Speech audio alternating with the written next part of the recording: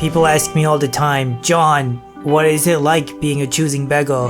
And I tell them, it's not easy, you know? There's a lot of people who shame you just because you're in need, just because you have preferences. People make fun of you on the internet. They tell stories. They make videos. For goodness sake, they use stock images. I don't look like that. It's time choosing beggars stand up for what is right and true and just. Give us the stuff we want and give it to us exactly how we want it. I believe in America. I believe in a future where choosing beggars everywhere can get exactly what they want from other people without fear and prejudice, without any social judgment. I believe in a better future. Vote John Choosing Beggar 2020 for this coming election. A generous woman is working hard and trying to be kind to others when one day she receives some alarming letters in her mailbox. She quickly realizes she's been taken advantage of by a choosing beggar and has to decide what to do to put a stop to it.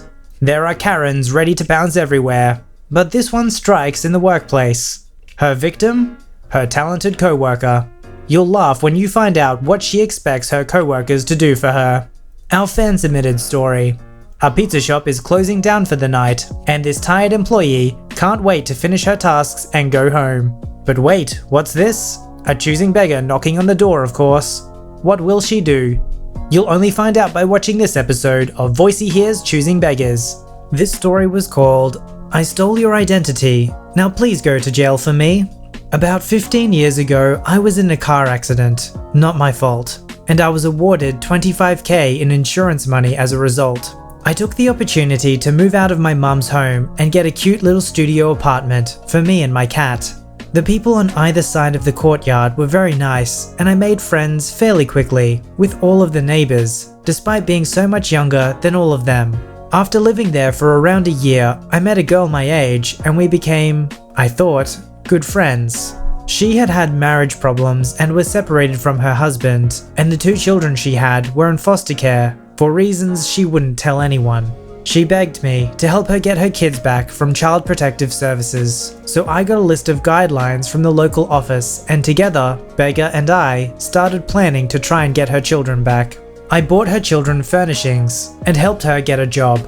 I even used some of my insurance money to help her get a used car so that she had transportation for her and her kids. And she did get her kids back. They had a small 2-bedroom apartment. She slept on the couch and her children each had their own bedrooms. The girl's room was decked out in Dora the Explorer furnishings that I had bought for her, and the boy's room was decorated with sports cars, as he requested.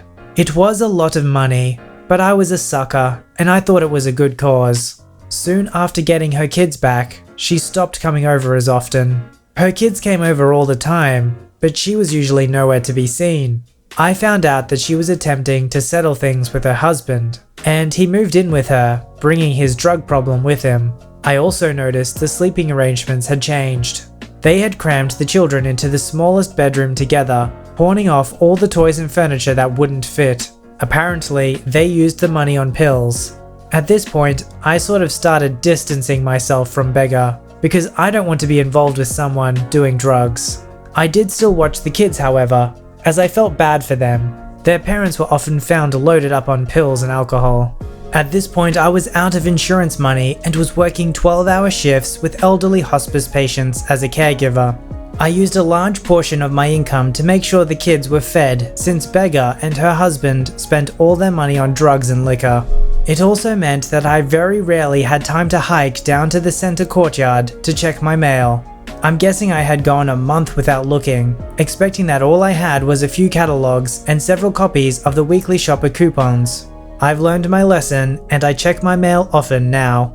When I opened my mailbox, I was alarmed by the large stack of government-sealed letters that had been wedged in it. There were 6 separate letters, all of which accused me of a different offense. This culminated in my having 5 warrants out for my arrest and a court date. It turns out that Beggar had gotten an old used car from a local junk dealership. The car had, if I can remember the list, no tags, an expired license plate, and a missing tail light, so of course it was pulled over.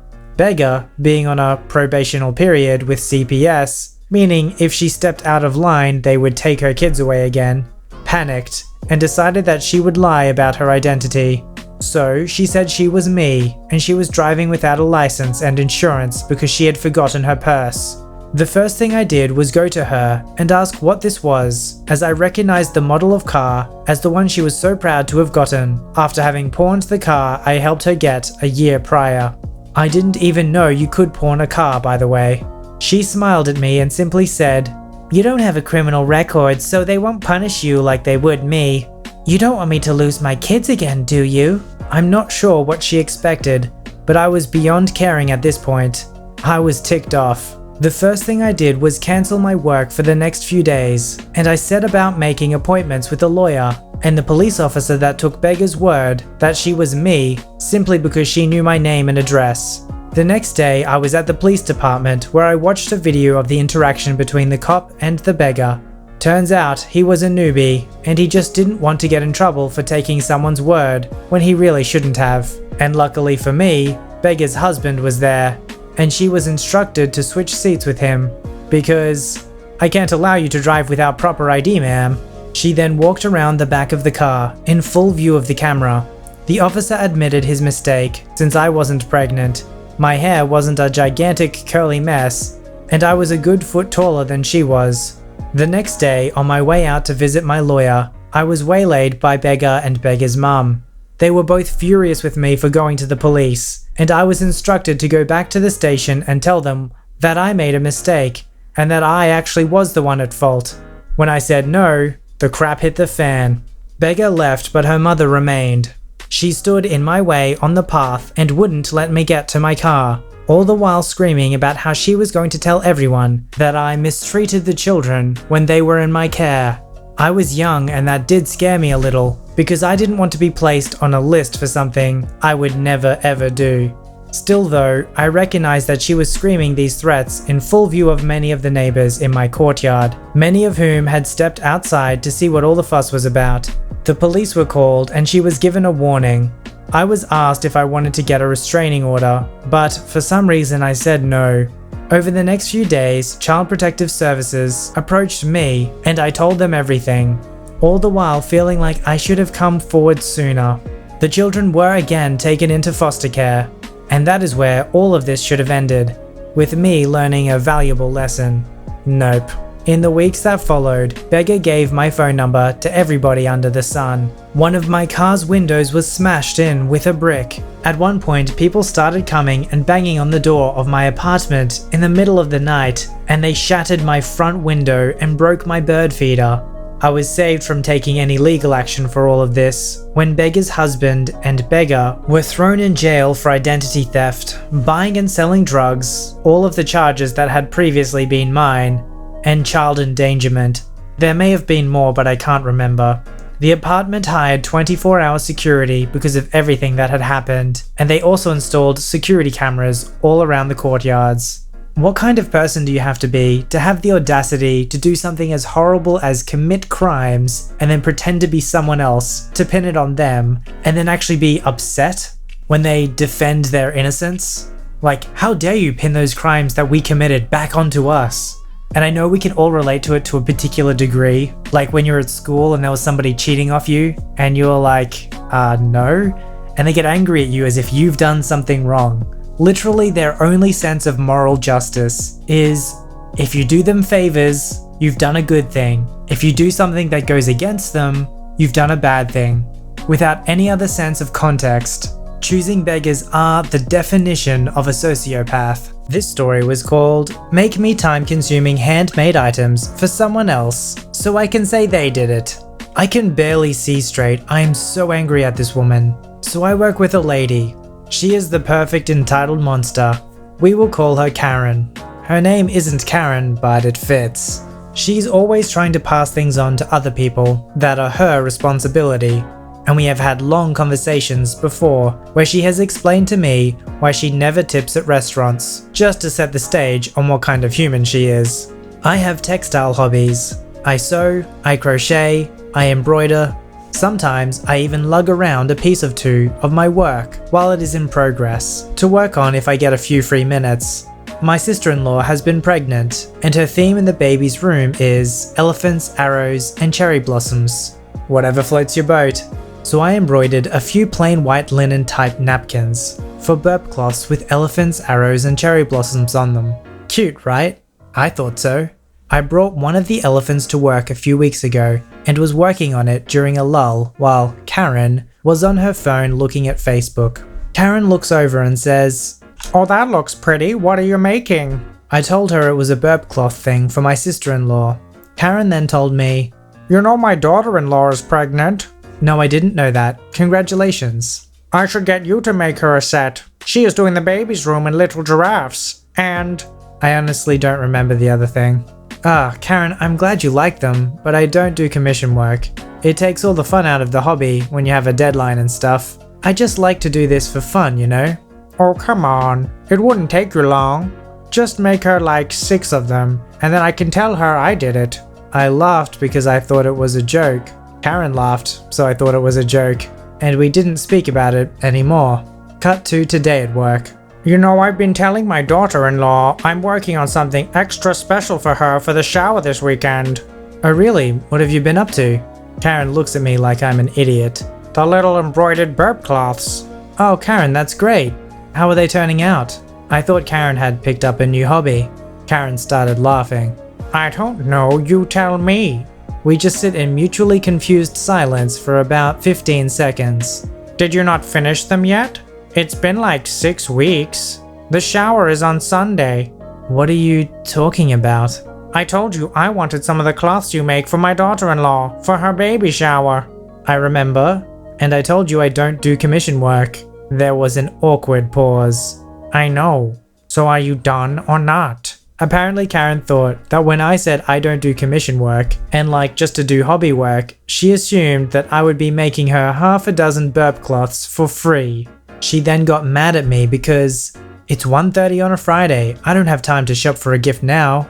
She's mad at me because I have put her in an awkward position. She offered to give me $10 for materials and another $10 if I could pick the stuff up after work and get them done by tomorrow afternoon, and acted like that was a heck of a deal. I called my husband from the parking lot when I got off work, and he gave me a speech about not being a doormat and that she can shove it. I feel badly for the daughter-in-law, but I can't bust out that much work in one day, and I never agreed to it in the first place. It's really good that if she has a nature where she wants to be more generous and do things like that for people, but is afraid that she might be made a doormat, that she has a husband like that who's able to encourage her and let her know, actually, it's fine. The other person's in the wrong. Don't make yourself a doormat. You have to remember that being generous towards these people is not actually doing them any favors. They are taking advantage of you. They are causing you harm. There's nothing wrong with saying no to a selfish person. Your time is precious and scarce. Time given to this entitled person is less time given to her husband, her family, and her friends. Other people that she can be generous towards with her time and her skill. This story was called Where's My Candy? I had a small CB-ish situation this morning. Maybe more spoiled brat? Either way, I'd like to vent over my lunch break. I work in accounting, and every year for Valentine's Day, I get everyone in my department, 8 people, one of those $1 heart boxes of chocolates from Walmart. I had just got done dropping them off at their respective desks and returned to mine when our new, they'd been there for 3 months, HR manager swung by and asked where her chocolate box was. I thought it was a joke at first and laughed it off. She wasn't joking, demanded to know where her chocolates were. Our conversation went along these lines. I only got chocolates for accounting. Why didn't you get some for HR? Because I only got them for my department? HR is your department. No, HR is the HR department. My boss is your boss, so that makes us in the same department. Her boss is the CFO. My boss is the controller, whose direct boss is the CFO. So I should have gotten some for IT too? No, just HR. But IT is also under the CFO, as is marketing. They started to become annoyed. No, just HR. Let me get this right, so I don't screw up in the future. If your boss is my boss's boss, That makes us the same department. Yes. Should I have gotten some for engineering? Why would you get some for engineering? Their boss is the president, who is your boss's boss, and my boss's boss's boss. That makes engineering your department, and since you're in my department, they're in my department. And sales, and customer service, and production, and... She interrupts me, all annoyed. Look, just give me a box of chocolates. I don't have any extra. I only got them for my department. I'm gonna write you up then.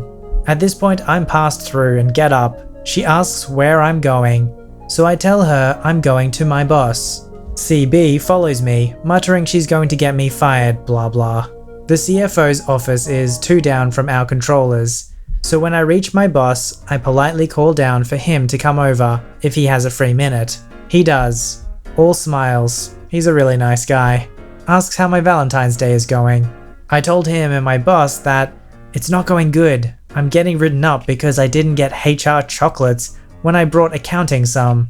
Both of these guys know I bring accounting boxes every year. My boss stops typing, takes off her glasses, turns around, and simply said, "Like frick she is." Love this woman. The CFO is more civil. Asks ChoosingBeggar why ChoosingBeggar thinks she's entitled to chocolates when she's not in the accounting department. At this point, CB has realized she's done wrong and tries to backpedal. I tell my boss and the CFO the reasoning CB gave me as to why she should have gotten them. The more I explain boss's boss equals the same department to them, the CFO gets more and more confused. He asks CB to come to his office for a talk and requests I get back to work. After a bit, she did the walk of shame back to her office and shut the door.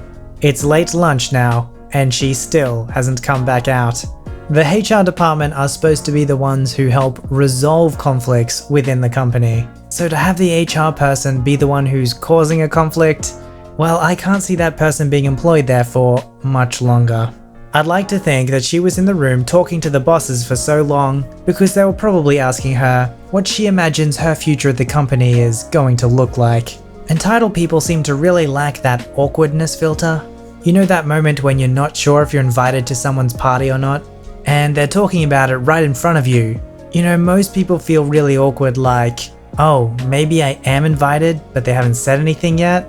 But just in case, I'm not going to say anything right now, because I don't want to weasel my way into a party that I wasn't invited to. A ChoosingBeggar would be like, well, this is my chance to weasel my way in, despite how awkward the conversation's going to be. This fan-submitted story was called ChoosingBeggar Demands Pizza Minutes Before Closing. I don't use Reddit often, outside of lurking, but I love listening to your videos covering the stories, so I dusted off my old account to write this. It's a long one, so buckle up. I work at pizza places as a front-end manager in Austin, New York style pizza. It's an awesome place to work, and we close at 10 most nights. We also run a tight ship. Only me, the pizza chef, and the fry cook. It was about 9:54. This oddly specific time is important. It had been dead for 30 minutes, so I yelled to my boys, "I'm calling it, let's close up." In 30 minutes we were dead. We had already cleaned up and did our side work. All that was left was the register. So as soon as I had called it, the chef and the fryer clocked out. I was by myself. I locked the doors, turned off the lights and AC, and started closing the registers. We get a call. We're closed, so I ignored it and focused on the register. Call again. This happens one more time and I'm so busy counting money that I can't answer. In hindsight, I should have answered. I realized that and I regret it. At 10:02, I remember because I have to text my boss our numbers, so I was on my phone and saw the time. I see a man approach my door. We'll call him Pizza Beggar. Pizza Beggar starts furiously knocking on my door. I walk up to it, confused. "Hello, sorry, we're closed right now." "I've been calling you for 20 minutes and you haven't answered." "Sir, I haven't gotten any calls except for a few less than 5 minutes ago. I'm sorry." "I can show you my phone records. Don't try to downplay this." I pull out the cordless phone from my apron and scroll to find his calls since we have caller ID. See, these are the calls I got from you. They started at 9:56. I should mention he wanted 4 pizzas and 20 wings. I could include that part of the conversation, but it's a bit tedious. Well, you could have at least answered the darn phone, so I didn't waste my time. That's completely fair. I'm sorry, sir. I was just busy with the register. Who even authorized you to close early? Where's your manager? He doesn't spend a lot of time here. I'm the front-end manager, so I called it. We turn over the oven and fryers about 10 minutes before, for safety reasons anyways. You can't just throw us some wings or a pizza real quick? It can't take that long. This is bullcrap. Sir, both of my cooks are gone. I'm not a pizza chef and the appliances are cooled down. The most I could do is a salad. This is ridiculous. Can you at least comp me some free pizzas for this massive inconvenience? While I am the FEM, I don't have that authority, but I'll leave a note for my GM. I'm terribly sorry. I got his name. Fine, whatever. Screw you. And he huffs away. Spoiler alert, I totally do have that authority. If he would have been kind and understanding, just a simple, "Oh man, I'm sorry, I knew I was cutting it close. There's nothing I can get? Okay, we'll have a good night," I would have hooked him up, apologized profusely, given him my name and schedule so he knew when to come in. But an aggressive man banging on my door while I'm alone? I have a decent amount of money I'm counting. 1, I'm annoyed at his entitlement. 2, I was scared. I don't know why this was second in my mind. I was alone, a girl in her mid-20s, late at night, while a man shouting at her. You think for a second I'm giving you stuff for free? No. My nana picked me up. She came in on the tail end of the altercation. When I told her, she was like, "Why did you open the door? That is so dangerous. You're a young girl, alone at night with money, fighting with an angry guy? That could have gone bad fast." And she ain't wrong. Never left a note, never heard from the guy since. I'm calling this a qualified win. My customers across the board are always so sweet, or at least polite. So this is highly unusual for me. Never again. Once that door is locked, no matter the time, never opening it again. I don't know why some people don't understand this. Like if a place is closing at 10, then that doesn't mean you can arrive there 2 minutes before 10. That means they are finished work at 10. That means you need to get there 20 minutes beforehand at least, just in case. And if you're serving the last few customers while cleaning and closing up, it can take a lot longer than you think to actually do the close. So yeah, maybe sometimes you can sneak in if you're lucky, but you're definitely not entitled to pizza. On the other hand, what does frustrate me is when you go to a place like an hour before close and they're closing up. I get that some nights are slow, but if it's advertised online that say it's closing at 10 and you get there at 9 and it's closed, that's pretty frustrating, especially if you've made the drive assuming that they're going to still be open for the last hour. Anyway, that wasn't the situation for this guy, so no mercy spared there. If you'd like your story to be narrated by me, don't forget to visit the subreddit r/VoiceyHere, link below. Don't forget to like this video and subscribe if you'd like to see more. Alright, I'll see you in the next one.